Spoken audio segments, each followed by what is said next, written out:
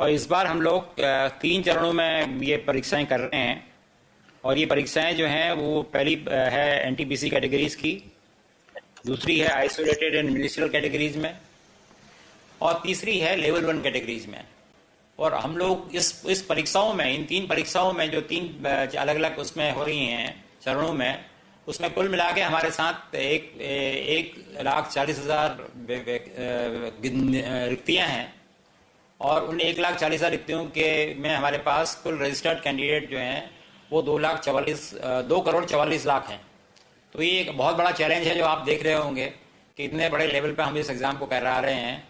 और कोविड की सिचुएशन में ये एग्ज़ाम कोविड के मातहत हो रहा है, क्योंकि कई परीक्षार्थियों की भी चिंता थी और कई उसका भी ये था कि भाई ये कितने दिनों तक आप इसको होल्ड कर रहे हैं। तो फाइनली हमने इस चैलेंज को लिया और इस चैलेंज को हम आगे बढ़ा रहे हैं। तो कुल मिला के हमारे पास जो मैंने आपको बताया, जो पहला इम्तहान हो रहा है वो है आइसोलेटेड एंड मिनिस्ट्रियल कैटेगरीज का, जिसमें स्टेनो, टीचर्स, ट्रांसलेटर्स आदि हैं। इसमें हमारे पास कुल वैकेंसियां हैं 1663 और कुल कैंडिडेट जो अपेयर जिन्होंने रजिस्टर किया अपने को वो हैं 1,03,000। उसके बाद दूसरी कैटेगरी जो है वो नॉन पॉपुलर कैटेगरी, जिसको हम एनटीपीसी कहते हैं, आप लोग भी उसको एनटीपीसी के नाम से जानते हैं। उसमें station master, guards, office clerks, commercial clerks, ये सब लोग हैं। और उसमें कुल नियुक्तियां होनी हैं 35,208 पदों पर। और हमारे पास जो रजिस्टर्ड कैंडिडेट हैं वो हैं 1,26,00,000। और पहली वाली परीक्षा जो है आइसोलेटेड मिनिस्ट्रियल कैटेगरीज की, वो हमने 15 दिसंबर से 18 दिसंबर के बीच में उसको रखा है। और जो नॉन टेक्निकल पॉपुलर कैटेगरी का एग्जाम है, इसको अभी हमने 28 दिसंबर से शुरू करना है और मिड मार्च तक ये जाएगा, क्योंकि आपने देखा है 1,26,00,000 कैंडिडेट हैं, तो ये लंबा पीरियड चलेगा। और तीसरा एग्जाम जो हम करने जा रहे हैं वो है लेवल 1 का, जिसमें ट्रैक मेंटेनेंस हैं, पॉइंट्समैन हैं और भी कई लेवल 1 की पोस्टें हैं जो उसमें होगा। और कुल इसमें पदों की संख्या है 1,03,769। और कुल मिला के इसमें कैंडिडेट हैं जो रजिस्टर्ड हुए हैं 1,15,00,000। और इनका सीबीटी हमने अप्रैल में प्लान किया है। अभी टेंटेटिव प्लानिंग है, वो आपको आगे हम इसकी सूचना दे देंगे पूर्व में, जैसा अभी चल रहा है हम एडवांस में सारी चीज़ें आपके संज्ञान में ले आएंगे।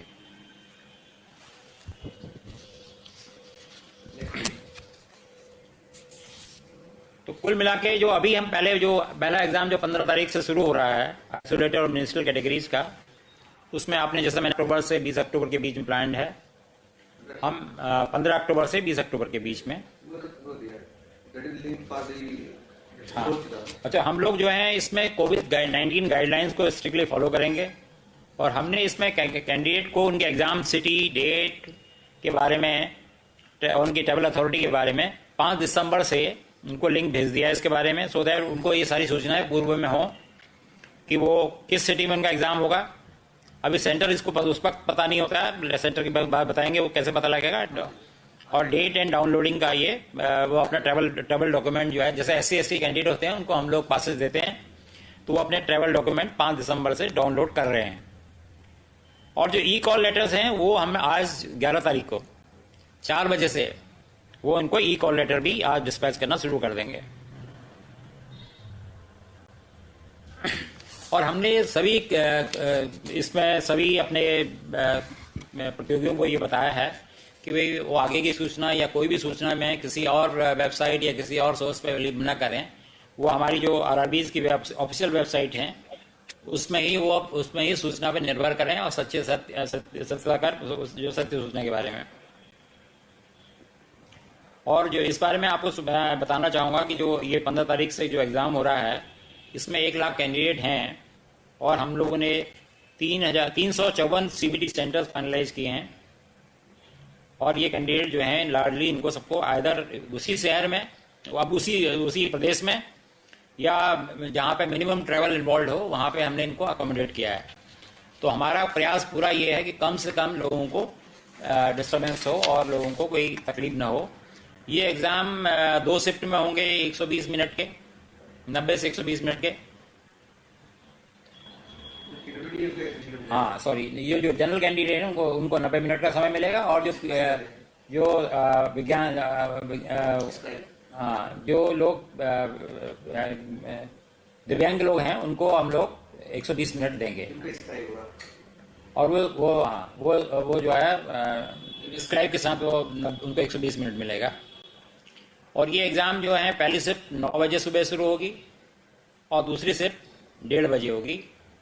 मतलब गेट, सॉरी, मैं आपको ये बताना चाह रहा था कि पहली शिफ्ट का गेट ओपनिंग टाइम 9 बजे होगा और गेट क्लोजिंग टाइम 10 बजे का होगा मॉर्निंग में, और एग्ज़ाम 10:30 बजे शुरू होगा।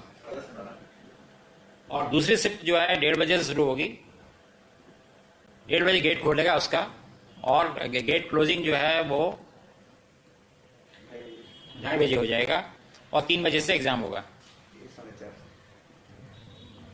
तो हम, और अगली स्लाइड में मैं देख रहा हूँ, दिखाऊंगा आपको कि कैंडिडेट्स हमें जो 1,25,000 क्या, कितना, अच्छा सॉरी, हाँ, ये 1,11,917 कैंडिडेट किस तरीके से, किन प्रांतों में किस तरीके से इनका डिस्ट्रीब्यूशन है, वो आपको इसकी जानकारी मिल जाएगी इससे। जैसे उत्तर प्रदेश में सबसे ज़्यादा कैंडिडेट है, मेरे ख्याल से मिजोरम में सबसे कम है क्या, या अंडमान निकोबार में सबसे कम है। तो ये इस तरीके से इनका, हमारे यहाँ जो एप्लीकेंट हैं उनका डिस्ट्रीब्यूशन ये है। और सिमिलरली अगली स्लाइड में हम दिखा रहे हैं आपको कि 1,25,88,524 एनटीपीसी कैंडिडेट, उनका डिस्ट्रीब्यूशन किस तरीके से है, हम हर स्टेट्स में कहाँ पे उनको है। तो हमारी पहला प्रयास यही है कि जहाँ जिस प्रदेश के हैं वो उनको वहीं पे अकोमोडेट कर सकें। और बहुत बड़ा चैलेंज है कोविड सिचुएशन में इसको कराना। तो उसमें जो कुछ मिनिमल डिस्टर्बेंस, अनअवॉइडेबल डिस्टर्बेंस होगा, वही हम चाहेंगे कि प्रतियोगियों को रहे, अन्यथा वो ऐसा नहीं होगा।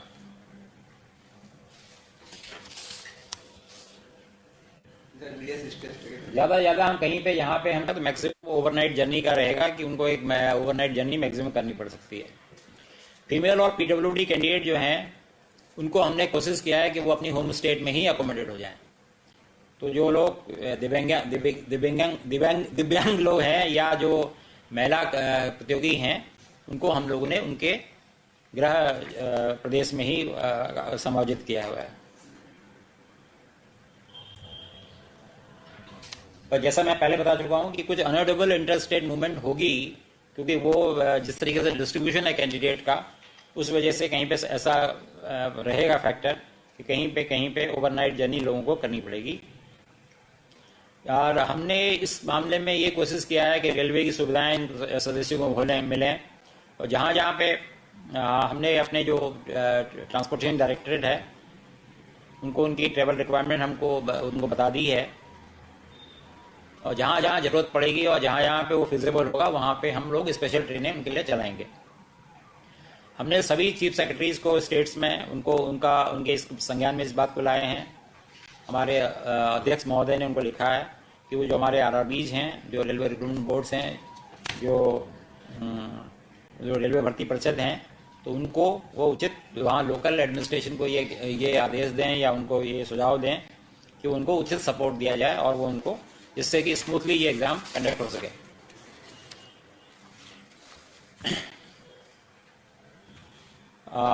एक और इसमें आप देखिए, इस सीबीटी एग्जाम में या इस मेथोडोलॉजी में हम लोग पूरा प्रयास कर रहे हैं कि हमारे जो फर्स्ट टाइमर्स हैं, जिन लोगों ने पहले इस तरीके का कोई एग्जाम नहीं दिया है, उनको भी किसी तरीके की असुविधा ना हो। तो हम लोगों ने उन लोगों को एक लिंक प्रोवाइड किया है जहाँ पे वो मॉक टेस्ट जो कर सकते हैं। तो ये मॉक टेस्ट जो है एक्चुअल एग्जामिनेशन से पहले फैमिलियराइजेशन के लिए ये उपलब्ध कराई है सुविधा। तो कैंडिडेट्स जो हैं उनको हम क्वेश्चन पेपर, उसके अलावा ये हम और भी ये सुनिश्चित करने के लिए कि हर तरह से ट्रांसपेरेंसी हो, और जो क्वेश्चन पेपर है कैंडिडेट का वो उसको दिखाए, उनको वो उपलब्ध होगा। Answer booklet along with correct answer keys, उन्होंने क्या आंसर दिया है और उसके आंसर कीज एक्चुअली क्या है, ये एग्जाम के बाद उनको उपलब्ध करा दी जाएगी, जिससे किसी तरह की भी कोई एम्बिग्युइटी किसी कैंडिडेट में ना रहे। और ये भी हमने उनको सुविधा दी है कि अगर वो कहीं पे उनको किसी चीज में वो सहमति नहीं रखते हैं, तो वो करेक्शंस के, या कोई करेक्ट उनको लग रहा है कहीं पे कोई करेक्शंस गलत हैं या कुछ क्वेश्चन है उनके, तो वो अपने ऑब्जेक्शन रेज कर सकते हैं। और जैसा कि आपको पता है रेलवे ने अब जो इंटरव्यूज होते थे वो सब खत्म कर दिए हैं। तो इन एग्जाम्स में जो ये सीबीटी एग्जाम है इसकी परफॉर्मेंस ही प्लस जो मेडिकल और बाकी चीज़ें होंगी, बाकी यही इनके पैरामीटर रहेंगे। तो कोई डिस्क्रिप्शन नहीं है, तो सारी ट्रांसपेरेंसी इस एग्जाम में रहेगी। इस एग्जाम में हमने इंटीग्रिटी जो है हाई लेवल की इंटीग्रिटी रखने के लिए क्या लिखा है कि biometric and photo capture before exam, ये सुविधा दी है कि जो एग्जाम से पहले बायोमेट्रिक और फोटो कैप्चर जो है वो जो हमारे जहाँ पे एग्जाम सेंटर होगा वहाँ पे ये सुविधा रहेगी कि उनका बायोमेट्रिक भी होगा और उनका फोटो कैप्चर भी होगा, जिससे कि इम्पर्सोनेशन, आपने कई इस तरह की घटनाएं देखी हैं जहाँ पे दूसरे कैंडिडेट अपेयर हो जाते हैं, बाद में काफ़ी लॉ एंड ऑर्डर सिचुएशन हो जाती है या पुलिस कंप्लेंट हो जाती हैं। तो उससे हम लोगों ने बचने का पूरा प्रयास किया है। और जो कैंडिडेट का फोटो होगा वो कैंडिडेट की स्क्रीन पर डिस्प्ले होगा। यहाँ पे सीसीटीवी सर्विलेंस भी होगी और कमांड सेंटर में रियल टाइम मॉनिटरिंग भी होगी।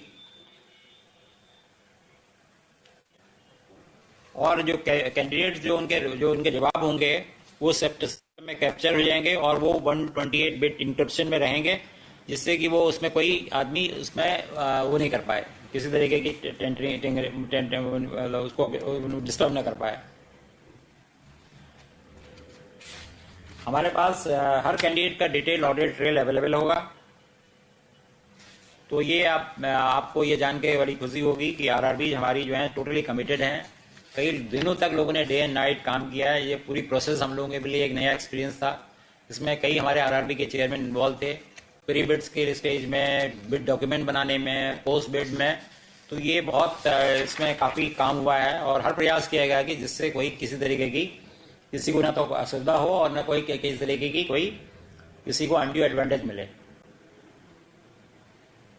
मैं एग्जाम के दिन में हम लोग कैंडिडेट्स का टेम्परेचर लेंगे और जो कि थर्मोगन से लिया जाएगा, जिनका प्रेस्क्राइब टेम्परेचर जो प्रोटोकॉल के हिसाब से टेम्परेचर प्रेस्क्राइब है उससे ज़्यादा का टेम्परेचर होगा तो उनको एग्जाम से डिसअलाउ किया जाएगा, उनको रजिस्टर्ड मेल से इन्फॉर्म किया जाएगा और उनको रिशेड्यूल किया जाएगा उनका एग्जाम। ऐसा नहीं कि उनका चांस अगर उधर टेम्परेचर कितना न खास किसी तरह से अगर उनको टेम्परेचर आ जाता है तो ये प्रयास होगा कि उनको रिशेड्यूल करके दूसरे दिन किसी और उसमें सुविधा अनुसार उनको दूसरे दिन के लिए शेड्यूल किया जाएगा और इसकी सूचना उनको पर्याप्त रूप से दी जाएगी, समय पर दे दी जाएगी।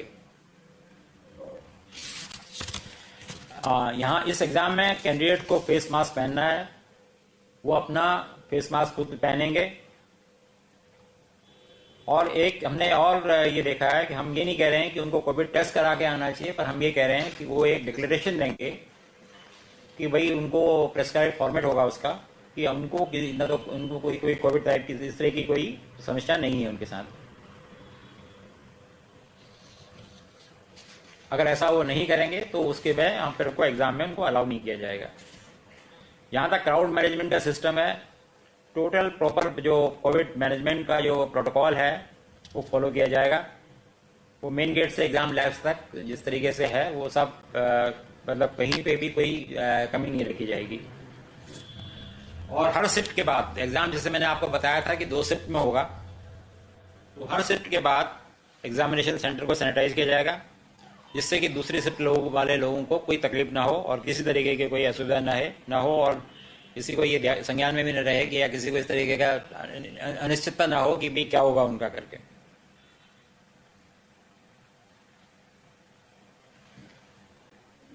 तो इस तरीके से हमने जितने भी रिलेवेंट प्रोटोकॉल्स हैं, गाइडलाइंस हैं, उनको हम लोग 100% कंप्लाई कर रहे हैं।